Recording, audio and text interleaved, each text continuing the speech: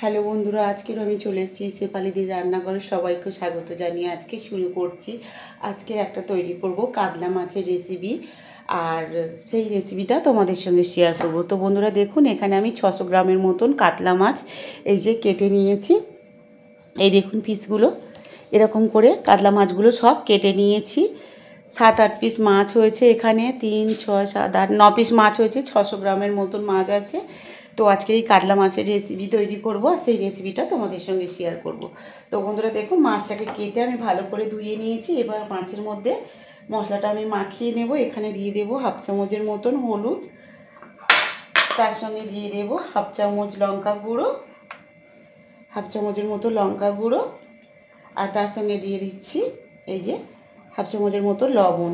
নুন, লঙ্কা আর হলুদ মাছগুলো ভালো করে আমি মাখিয়ে নেব। এখানে নুন, হলুদ আর এখানে দিয়ে দিয়েছি এই যে 2 চামচের মতন রিফাইন তেল।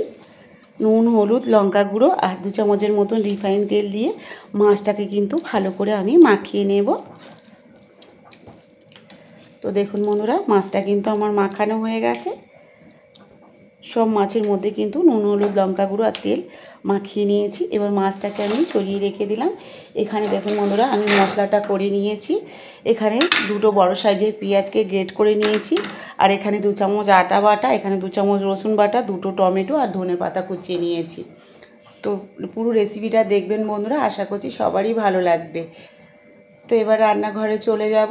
দেখুন, আমি একটা কড়া বসিয়ে দিয়েছি আর গ্যাস জ্বেলে দিয়েছি। কড়াতে এবার দিয়ে দেব তেল। কড়াটা আমার গরম হয়ে গেছে। তো আমি এখানে 50 গ্রামের মতন তেল দিয়ে দিলাম। তেলটাকে ভালো করে গরম করে নিয়ে, তো গরম হয়ে গেছে। তেলটাকে একটু নেড়ে নেব। মাছটাকে রেখে দিয়েছিলাম দেখুন মিনিট 5-এর মতন। এবার মাছটাকে তেলে আমি ভেজে নেব এক এক পিস করে। মাছগুলো তেলের মধ্যে দিয়ে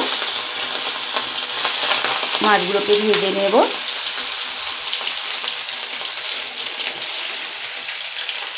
অনেকটাই মাছ, তো দুবারে আমাকে ভাজতে হবে। আর মাছটাকে আমি উল্টে পাল্টে ভালো করে লাল লাল করে ভেজে নেব। এই পাশটা ভাজা হয়ে গেছে, তার জন্য উল্টে দিচ্ছি। এই পাশটাও ভালো করে ভেজে নেব। একটা প্লেটে আমি নামিয়ে নিচ্ছি। এই যে একটা প্লেট নিয়ে নিয়েছি, আর প্লেটের মধ্যে ভাজা মাছগুলোকে আমি তুলে নেব। দেখুন বন্ধুরা,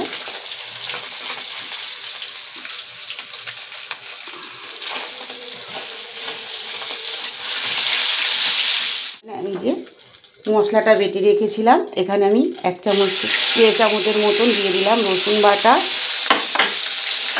তার সঙ্গে দিয়েছি 2 চামচের মতন আদা বাটা।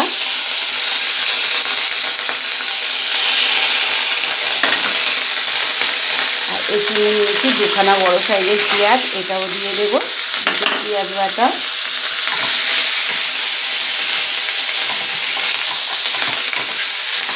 আঁচটাকে একটু কমিয়ে দিলাম।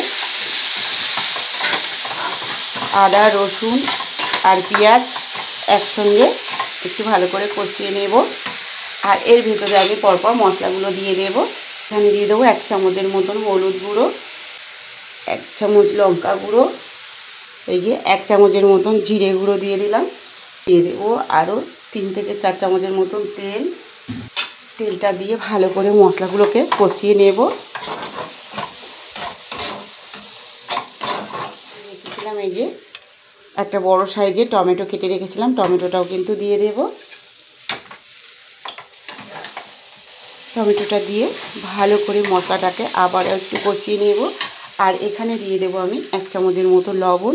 লবণটা দিলে কিন্তু এই মশলার সঙ্গে টমেটোটা কিন্তু তাড়াতাড়ি সেদ্ধ হয়ে যায়। এবার এই মশলা কষানোর মধ্যে দিয়ে দেবো একটু কসুরি মেথি,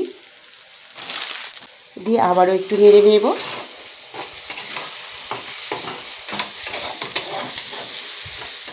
তো বন্ধুরা, এই যে আমি জল নিয়ে নিয়েছি। এখানে আমি এই বাটির 1/2 বাটি জল দিয়ে দিলাম।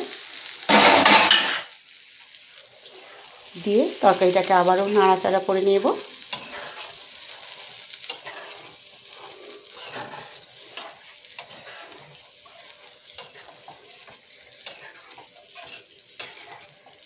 জলটা দিয়ে মিনিট 10-এর মতন ভালো করে আমি তরকারিটাকে ফুটিয়ে নেব। হয়ে গেছে। গেছে, ফোটানো হয়ে গেছে। এবার আমি যে ভেজে রাখা মাছগুলো পরপর এর সঙ্গে দিয়ে দেব।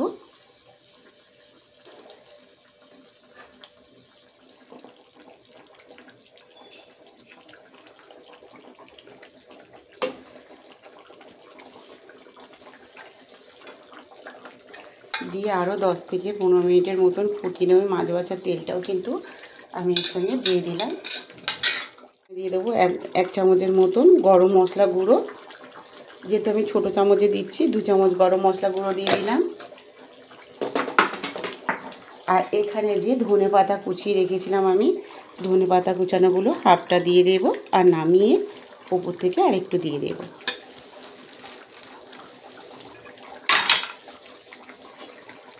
ধনে পাতা আর গরম মশলা গুঁড়ো দিয়ে আরও মিনিট 10 মতন আমি ফুটিয়ে নেব।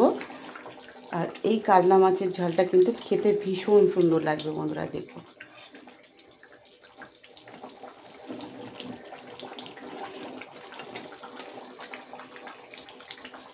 হয়ে গেছে, এই দেখুন। মাছগুলোকে আমি আগে একটা প্লেটে নামিয়ে নেব। এই দেখুন,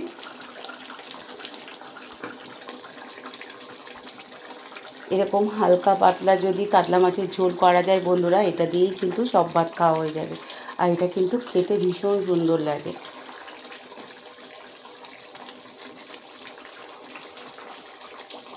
দেখুন, প্রত্যেকটা মাছ আমি নামিয়ে নিচ্ছি।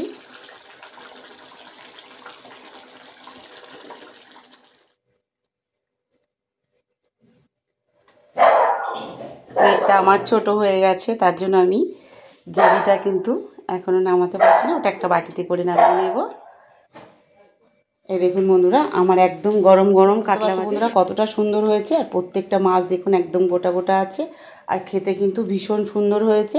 আর এখানে আমি প্লেটে নামিয়ে দিয়েছি, মাছগুলো আগে তুলে নিয়েছি। আর ঝোলটা আমি একটা বাটিতে ঢেলে নিয়েছি। এই দেখুন ঝোলটা কতটা সুন্দর এসছে, দেখুন ঝোলের কালারটা কত সুন্দর এসছে। তো এইভাবে বন্ধুরা আমরা যদি কাতলা মাছের ঝোল বাড়িতে বানিয়ে নিই, দেখুন একদম অনুষ্ঠান বাড়ির মতন কাতলা মাছের ঝোল একদম রেডি হয়ে গেছে। তো আজকে রেসিপিটা কেমন লাগলো বন্ধুরা অবশ্যই কমেন্টে জানাবেন। আর এই কাতলা মাছের রেসিপিটা যদি ভালো লাগে শেফালিদি রান্নাঘর চ্যানেলটিকে অবশ্যই সাবস্ক্রাইব করে নেবেন। আর ফেসবুক থেকে দেখলে একটা ফলো করে দেবেন। কমেন্টে জানাতে ভুলবেন না বন্ধুরা আজকে রেসিপিটা কেমন হয়েছে। সবাই ভালো থেকো, সুস্থ থেকো। কালকের আবার দেখা হচ্ছে নতুন এক রেসিপি নিয়ে।